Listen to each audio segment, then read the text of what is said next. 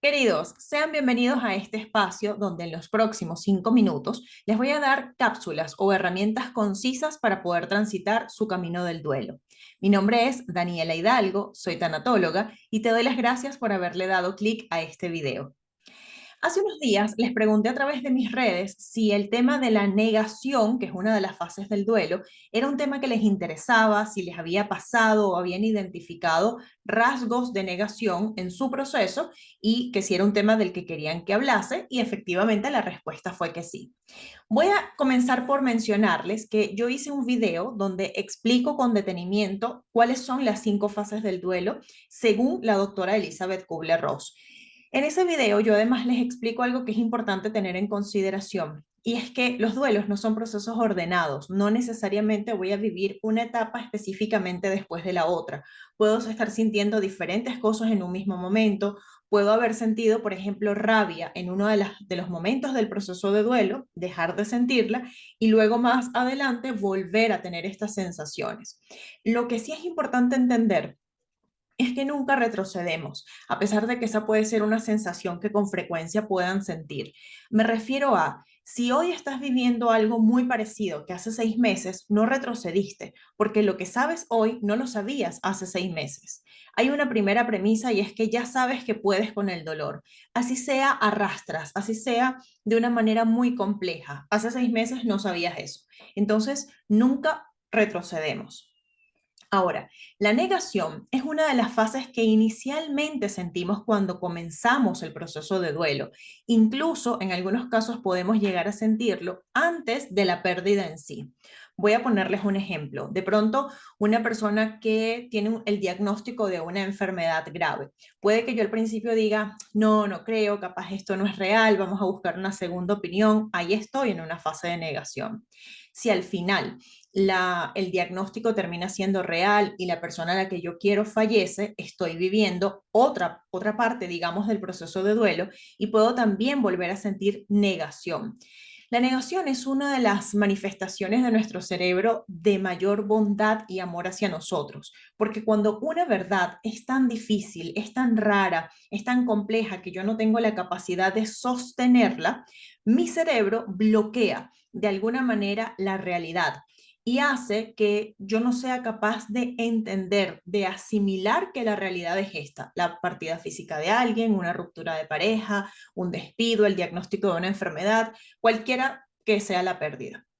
Ahora, ese proceso o parte de esta fase consiste también en luego ir amortiguando de manera paulatina mi realidad, es decir, que yo poco a poco voy a comenzar a entender, a decantar, a asimilar que efectivamente eso pasó, pero se hace de una manera paulatina, de vuelta. Mi cerebro está como amortiguando ese dolor. Como les digo, para mí esa es una de las manifestaciones más claras de cuánta capacidad de amarnos tiene nuestro cerebro incluso. Pero tiene también como contraparte la sensación de mucha frustración, porque estoy constantemente entre esa especie de dicotomía en el que a veces no entiendo que esto sea verdad, donde no entiendo, donde todavía no computo que efectivamente esto pasó y luego me doy como un golpe fuerte contra la realidad. Entonces, cosas, por ejemplo, que pueden pasar cuando estamos en esta fase, es que de pronto estoy en el día a día, en un momento de la cotidianidad, de pronto, y pienso que en cualquier momento me va a llamar, porque son las 3 de la tarde y más o menos a esta hora solíamos hablar y tengo de alguna manera como la expectativa de que son las 3 me va a llamar y luego hago conciencia de esto ya no va a ser posible porque esta persona ya no está y es doloroso esa sensación de vaivén, de altibajo que voy teniendo. Efectivamente, eso lo hace bien complejo. Y en este sentido, es súper importante que apelemos a la autocompasión, que no es lo mismo que sentir lástima por nosotros ni nada que se le parezca. Tiene que ver con la capacidad de poder nosotros sostenernos, de ser empáticos con nosotros, cariñosos, atentos, porque ¿cuál es una de las cosas que ocurre cuando estamos viviendo este tipo de situaciones? Que me frustro porque me doy cuenta de que en realidad son las 3 de la tarde y no va a pasar nada porque esta persona ya no está y comienzo a tratarme mal. La voz interna, el diálogo interno que tenemos comienza a ser muy duro, muy muy dañino incluso. Comenzamos a decirnos cosas como que tonta, otra vez te pasó lo mismo, ayer ya te pasó, ¿cuándo te vas a dar cuenta? ¿Hasta cuándo vas a estar así? Entonces comenzamos a ser muy agresivos con nosotros mismos. Y en ese sentido debemos, como les digo, apelar a la autocompasión.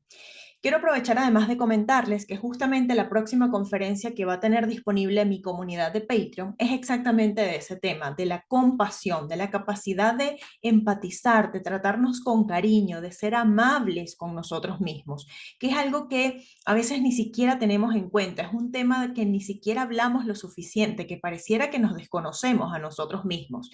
Pero hay un ejemplo para mí que es fundamental y que yo generalmente lo menciono en consulta, y es que si tú tuvieses a una muy buena amiga o muy buen amigo que te cuenta que le está pasando eso, tú no la agarrarías por los hombros y le dirías, qué tonta, otra vez estás pensando que a las 3 de la tarde te va a llamar esta persona. Serías muy probablemente mucho más compasivo. Te permitirías decirle, qué doloroso, entiendo, esto poco a poco irá pasando, qué sé yo. De hecho, con mucha frecuencia buscamos como palabras de alivio para otras personas que son poco eficientes, dicho sea de paso, pero no tenemos ni siquiera esa intención con nosotros. Entonces, es importante entender que esta fase va a ir pasando paulatinamente, no es necesario forzarnos. Yo siempre les digo que los duelos son carreras de resistencia más que de velocidad, entonces no intenten salir rápido de ahí. Poco a poco y en la medida en la que están trabajando en su estructura emocional, esa sensación va a ir decantando y cada vez van a ser más capaces de sostener la realidad. Deben ser pacientes con ustedes, no tratarse con desprecio ni con mala onda, porque es parte natural del proceso. Hay algo que también es importante entender y es que de pronto esta etapa puede durar más o menos tiempo dependiendo de cuán capaces somos de lidiar con el dolor y con la realidad y de cuántas estrategias de evasión estemos utilizando. Lo que sí es cierto es que mientras más pronto aprendamos a lidiar con lo que estamos sintiendo para tener contacto absoluto con la realidad, será mucho mejor. Pero de vuelta, no quieran atropellarse a ustedes mismos, con cautela. Esta etapa va a ir pasando en la medida en la que ustedes vayan gestionando sus estructuras emocionales. Quiero además dejarles una recomendación y es que en el libro que por acá lo tengo, Cómo curar un corazón roto, de la doctora, perdón, ella no es doctora, de Gaby Pérez Islas. Gaby fue además mi primera maestra de tanatología, mi primera certificación y diplomado lo hice con ella, y este fue un libro que debíamos leer como parte del diplomado. En este libro, que además está escrito con palabras de acentavo, como decimos en Venezuela, y está muy bien explicada cuáles son todas las fases, y creo que de acá van a poder tener información que les va a servir para identificar, para entender mejor qué es lo que están sintiendo. Y de igual manera, como les decía al principio, les estoy dejando por acá el enlace al video que les grabé donde hablo de las fases del duelo, según la doctora Elizabeth Kubler-Ross, que también es la base bibliográfica, perdón, que tiene Gaby en su libro. Así que con esta recomendación les dejo y cierro esta cápsula que creo que me pasé y no fueron 5 minutos, sino un poco más. Les doy las gracias por haber llegado hasta acá y también en los comentarios les dejo el enlace para que puedan unirse a mi comunidad y comenzar a hacer trabajo de duelo a su propio ritmo, pero guiados por mí. Les mando un abrazo y nos vemos muy pronto.